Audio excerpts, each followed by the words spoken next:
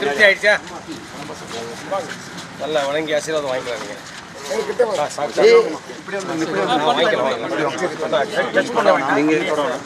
இல்லை song sir अरहंतामंगलम सिद्धामंगलम काहुमंगलम केवली पन्नतो धम्मोमंगलम अरहंतामंगलम सिद्धांतोत्तमा साधुमंगलम केवली पन्नतो धम्मोमंगलम अरहंते शरणं गच्छामि सिद्धे शरणं गच्छामि साधु शरणं गच्छामि।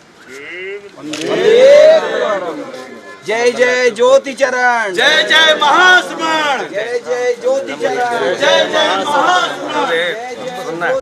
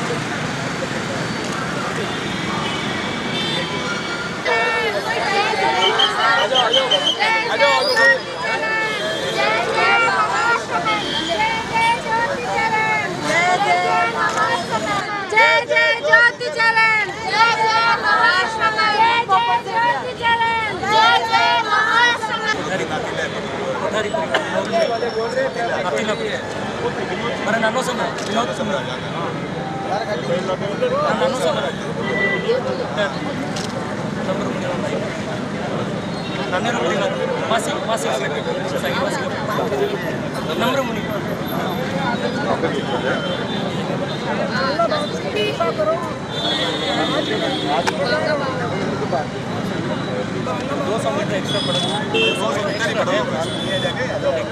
अगर आपकी कृपा